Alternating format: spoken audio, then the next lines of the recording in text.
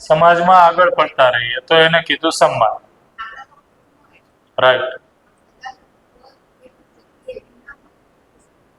નહીં થાય. Right. Right. તો પદ છે અને પદને અનુરૂપ ગુણે છે તો સન્માન છે. પદ છે તો નહીં થાય.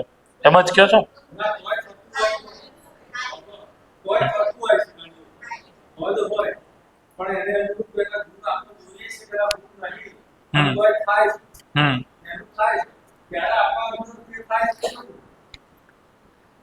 પેલા તો એ સન્માન થાય છે. હા.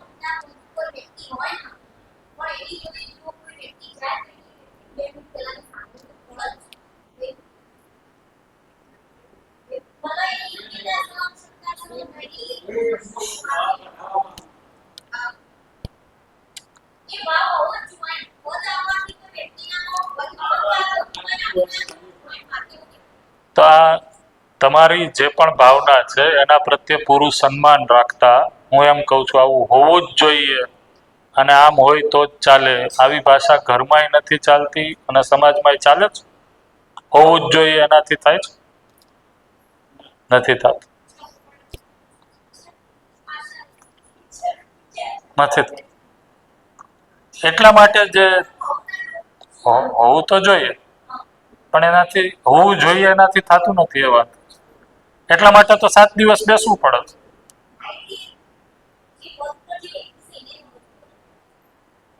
સમજવું પડે. એ પદ ઉપર હું આવી જાઉં તો પદ ઉપર આવવાથી વ્યક્તિ એટલે હું એમ કહું છું પદ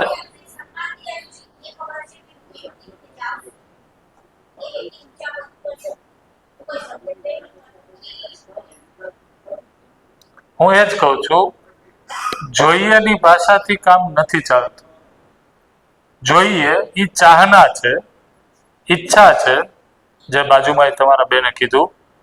પણ ઈચ્છાને અનુરૂપ હમણાં વાત કરી યોગ્યતા ન હોવાથી આપણી અને વ્યક્તિની ચાહના પૂરી થતી નથી. ચાહના ને કામના તો યોગ્ય જ છે, તમારી હોવું જ જોઈએ. પણ શું પદ આવવાથી એ યોગ્યતા મળી જાય છે કે યોગ્યતા પૂર્વક પદ મળે તે યોગ્ય છે? સમજાય છે આ વાત? શું કીધું? શું કીધું બેન? શું કીધું? તો જેમ કે અત્યારે તમને કહું, ખોટું નહીં લગાડતા, તમે અત્યારે સાંભળવા માટે બેઠા છો તો સાંભળી શકતા નથી તો શું કરવું? સાંભળવું જોઈએ કે નહીં? નથી સાંભળી શકતા શું કરવું? શું કરવું? એ જ સ્થિતિએ પદ ઉપર બેઠ. તો બોલો ને, હું એ જ કહું છું. બીજું વાક્ય, છેલ્લું વાક્ય બોલો.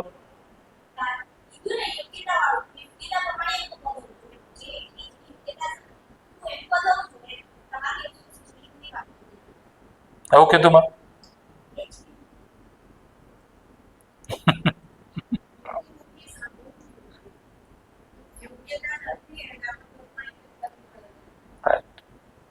તો કહેવાનો અર્થ એ છે પદ મળી જવાથી યોગ્યતા આવી નથી જતી. અપેક્ષા આપણી એ જ છે, તમે કહો છો એ સાચી વાત છે કે કોઈ પદ ઉપર બેઠેલો વ્યક્તિ છે તો એની પાસેથી એ પદને અનુરૂપ ન્યાયની અપેક્ષા છે, પણ પદ આવી જવાથી યોગ્યતા નથી આવતી. યોગ્યતા પૂર્વક પદ મળશે તો એ યોગ્યતા એ પદને ન્યાય આપી શકશે. તો એને આપણે છે આગળ લેવાના છીએ, હમણાં એની ઉપર ચર્ચા કરવાના છીએ. પદની ચરિતાર્થતા શેનાથી જ આપણે હમણાં સંવેદનશીલતામાં અથવા તો જીવતા રહેવામાં માણસના 4 ઐશ્વર્ય હતા: રૂપ, બળ, ધન, પદ. યાદ છે?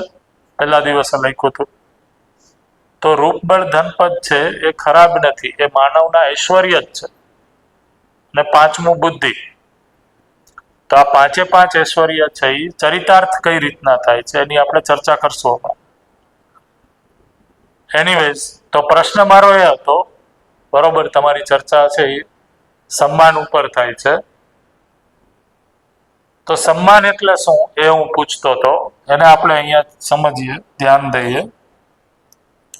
તો સન્માન એટલે શું? તો તમે બધા લોકોએ કંઈક કંઈક કહેવાની ટ્રાય કરી. એ જે પણ વસ્તુ છે એને અનુરૂપ જ છે, ક્યાંક એને મળતું જ આવે છે. તમારી વાત છે એ યોગ્ય જ છે. તો હું અહીંયા લખું છું, એને તમે છે એ ચેક કરવાની ટ્રાય કરો, એને વેરીફાઈ કરો. સન્માન આપણે શબ્દને જો આપણે જોઈએ તો એ આવી રીતના બનેલો છે, સમ પ્લસ માન. આ બે શબ્દોનો બનેલો છે. સમ એટલે સમ્યક ને માન એટલે માપન. એટલે શું? સમ્યક એટલે શું? તો કે જેવું છે એવું, ઠીક ઠીક. ને માપન એટલે આકલન. તો જ્યારે આપણે કોઈ વ્યક્તિનું જેવું છે એવું એને ઇંગ્લિશમાં છે એ કીધું રાઈટ ઇવેલ્યુશન.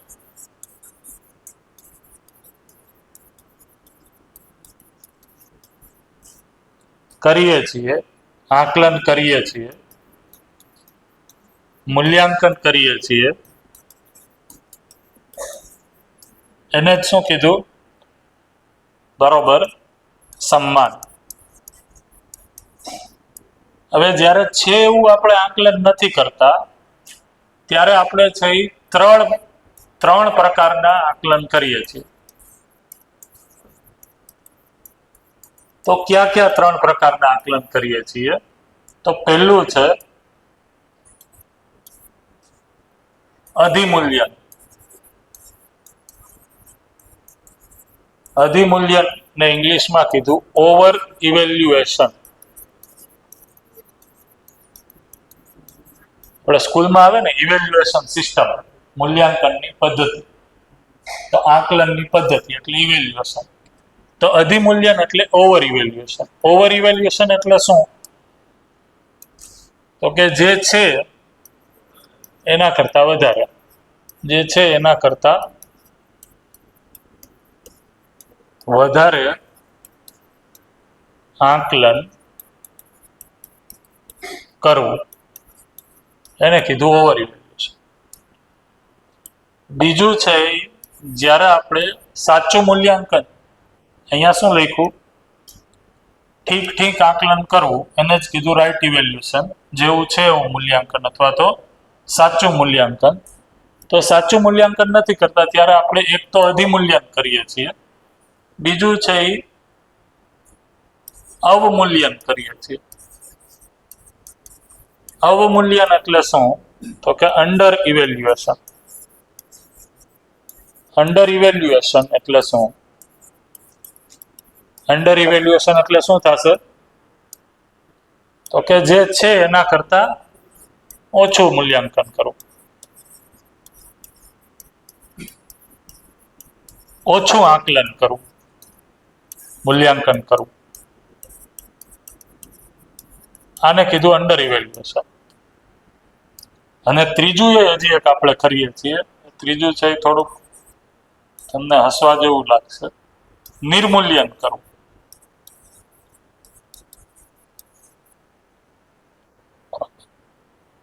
અથવા તો એને હિન્દીમાં છે અન્યથા આકલન કહે છે. અન્યથા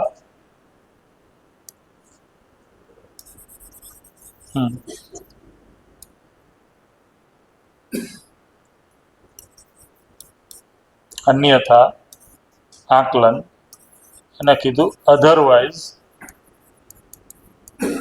ઇવેલ્યુએશન. હા, આ શું કહેવાય? હા, આને કીધું, અચ્છા બ્રેકનું કહે છે. આને કીધું જે છે તેના કરતા કંઈ અલગ જ મૂલ્યાંકન કરવું. મૂલ્યાંકન નહીં, આપણે આકલન શબ્દ જ વાપરો છે અત્યાર સુધી, તો આકલન જ લખીએ. પણ આકલન એટલે મૂલ્યાંકન જ છે. અલગ જ આકલન કરવું, આને કીધું અધરવાઇઝ ઇવેલ્યુએશન. અને ત્રીજું છે, ચોથું છે એ મેં પેલા પેજ ઉપર લખ્યું છે. તો આ 3 છે એ સિવાય ચોથું એ છે રાઇટ ઇવેલ્યુએશન, સાચું મૂલ્યાંકન, જે પેલા પેજમાં લખ્યું છે રાઇટ ઇવેલ્યુએશન. તો જ્યારે આપણે રાઇટ ઇવેલ્યુએશન નથી કરી શકતા ત્યારે આપણે આ 3 સિવાય આ 4 સિવાય આ ચોથા સિવાય આ 3 પ્રકારના મૂલ્યાંકન આપણે કરતા હોઈએ છીએ. તો આ 3 મૂલ્યાંકન છે ને એ જ અપમાન છે, એ જ ડિસરિસ્પેક્ટ છે, એ જ અનાદર છે. અને ચોથું મૂલ્યાંકન માત્ર જે રાઇટ ઇવેલ્યુએશન છે એ જ સન્માન છે. કઈ રીતના એના ઉપર છે થોડુંક તમે વિચારો. બ્રેક છે ત્યાં સુધીમાં, બ્રેક પછી છે આને આપણે ડિટેલમાં સમજશું. અને જે રીતના વિશ્વાસમાં સમજાણું તમને એ જ રીતના છે એ આ ચોથું મૂલ્યાંકન છે એને આપણે સમજશું. તો એની ઉપર એ ધ્યાન જશે કે એ શું કહેવા માંગે છે. કંઈ છે એ હારે આવી ગયું. કેમ અહીંયા સુધી રાખીએ આપણે, બરોબર છે? તો ધ્યાનથી સાંભળવા બદલ બધા લોકોનો ખૂબ ખૂબ આભાર. બ્રેક પછી છે ફરીથી પાછું આપણે અહીંયાથી સન્માનથી કન્ટિન્યુ કરીએ. ઓકે, બ્રેક રાખીએ અત્યારે. Okay, thank you.